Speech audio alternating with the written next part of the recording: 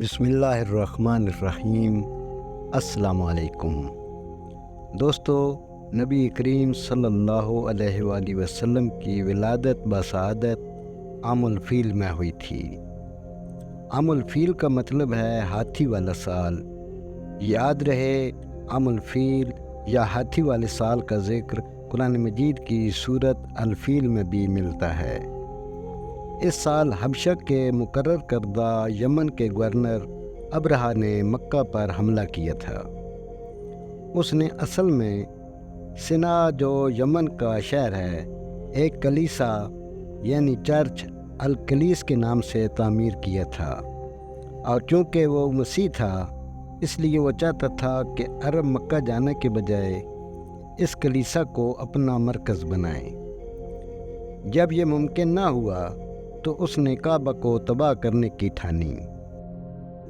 پیارے دوستو، آج کی اس ویڈیو میں ہم آپ کو ابرہہ کے اس حملے کا مکمل واقعہ تفصیل کے ساتھ سنانے والے ہیں۔ لیکن اس سے پہلے اگر آپ نے ہمارے چینل کو ابھی تک سبسکرائب نہیں کیا تو فوراً سبسکرائب کر لیں اور بیل آئیکن کو پریس کریں۔ پیارے دوستو، حضور اکرم صلی اللہ علیہ وآلہ وسلم کی پیدائش سے صرف 55 دن پہلے یمن کا بادشاہ ابرہہ ہاتھیوں کی فوج لے کر کعبہ ڈھانے کے لیے مکہ پر حملہ آور ہوا تھا۔ اس کا سبب یہ تھا کہ ابرہہ نے یمن کے دارالسلطنت صنعا میں ایک بہت ہی شاندار اور عالیشان گرجا گھر بنایا، اور یہ کوشش کرنے لگا کہ عرب کے لوگ بجائے خانہ کعبہ کے یمن آ کر اس گرجا گھر کا حج کیا کریں۔ جب مکہ والوں کو یہ معلوم ہوا تو قبیلہ کنانہ کا ایک شخص غیظ و غضب میں جل بھن کر یمن گیا اور وہاں کے گرجا گھر میں پخانہ کر کے اس کو نجاست سے لت پت کر دیا۔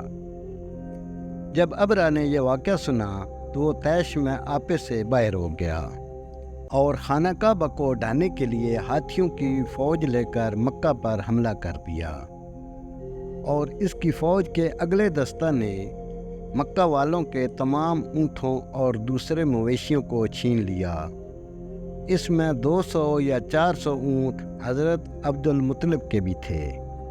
حضرت عبد المطلب کو اس واقعہ سے بڑا رنج پہنچا، چنانچہ آپ اس معاملہ میں گفتگو کرنے کے لیے اس کے لشکر میں تشریف لے گئے۔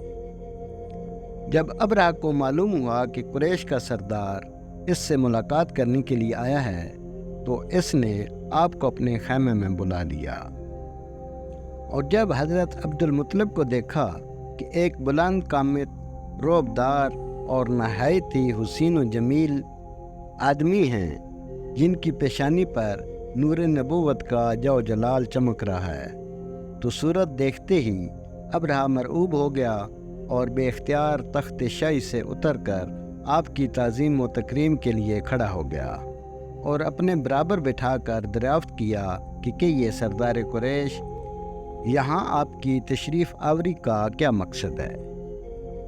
حضرت عبد المطلب نے جواب دیا کہ ہمارے اونٹ اور بکریاں وغیرہ جو آپ کے لشکر کے سپاہی ہانک لائے ہیں، آپ ان سب مویشیوں کو ہمارے سپرد کر دیجیے۔ یہ سن کر ابرہہ نے کہا، اے سردار قریش، میں تو یہ سمجھتا تھا کہ آپ بہت ہی حوصلہ مند اور شاندار آدمی ہیں، مگر آپ نے مجھ سے اپنے اونٹوں کا سوال کر کے میری نظروں میں اپنا وقار کم کر دیا۔ اونٹ اور بکری کی حقیقت ہی کیا ہے؟ میں تو آپ کے کعبہ کو توڑ پھوڑ کر برباد کرنے کے لیے آیا ہوں۔ آپ نے اس کے بارے میں کوئی گفتگو نہیں کی۔ حضرت عبد المطلب نے کہا، مجھے تو اپنے اونٹوں سے مطلب ہے۔ کعبہ میرا گھر نہیں ہے بلکہ وہ خدا کا گھر ہے، وہ خود اپنے گھر کو بچا لے گا، مجھے کعبہ کی ذرا بھی فکر نہیں ہے۔ یہ سن کر ابرہہ اپنے فرعونی لہجے میں کہنے لگا، اے سردار مکہ، سن لیجئے، میں کعبہ کو ڈھا کر اس کی اینٹ سے اینٹ بجا دوں گا اور روئے زمین سے اس کا نام و نشان مٹا دوں گا، کیونکہ مکہ والوں نے میرے گرجا گھر کی بڑی بے حرمتی کی ہے۔ اس لیے میں اس کا انتقام لینے کے لیے کعبہ کو مسمار کر دینا ضروری سمجھتا ہوں۔ حضرت عبد المطلب نے فرمایا کہ پھر آپ جانیں اور خدا جانے، میں آپ سے سفارش کرنے والا کون؟ اس گفتگو کے بعد ابرہ نے تمام جانوروں کو واپس کر دینے کا حکم دے دیا اور حضرت عبد المطلب تمام اونٹوں اور بکریوں کو ساتھ لے کر اپنے گھر چلے آئے اور مکہ والوں سے فرمایا کہ تم لوگ اپنے اپنے مال مویشیوں کو لے کر مکہ سے باہر نکل جاؤ اور پہاڑوں کی چوٹیوں پر چڑھ کر اور دروں میں چھپ کر پناہ لو۔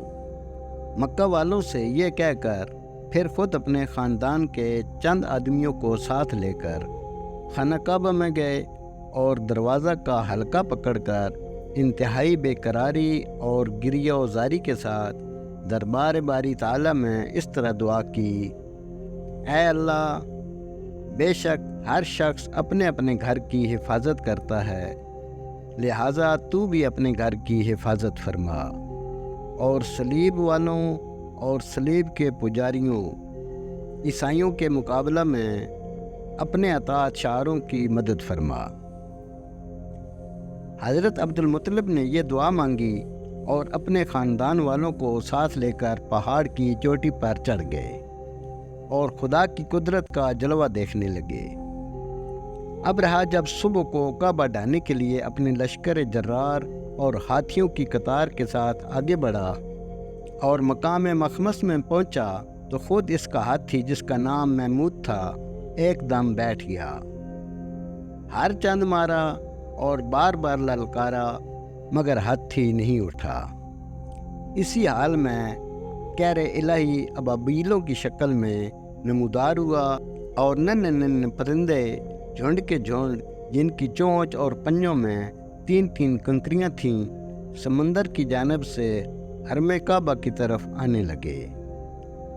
ابابیلوں کے ان لشکر نے ابرہ کی فوجوں پر اس زور و شور سے سنگباری شروع کر دی کہ آن کی آن میں ابرہ کے لشکر اور اس کے ہاتھیوں کے پرخنجے اڑ گئے۔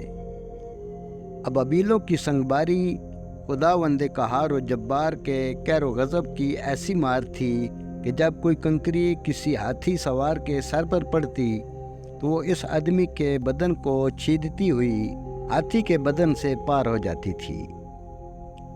ابرہ کی فوج کا ایک آدمی بھی زندہ نہیں بچا اور سب کے سب ابرہ اور اس کے ہاتھیوں سمیت اس طرح ہلاک و برباد ہو گئے کہ ان کے جسموں کی بوٹیاں ٹکڑے ٹکڑے ہو کر زمین پر بکھر گئیں۔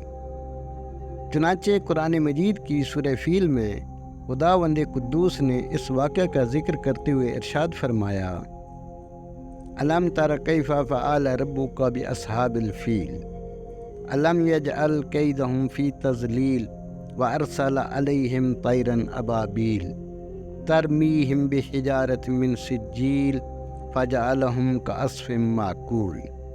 جب ابرہ اور اس کے لشکروں کا یہ انجام ہوا تو حضرت عبد المطلب پہاڑ سے نیچے اترے اور خدا کا شکر ادا کیا۔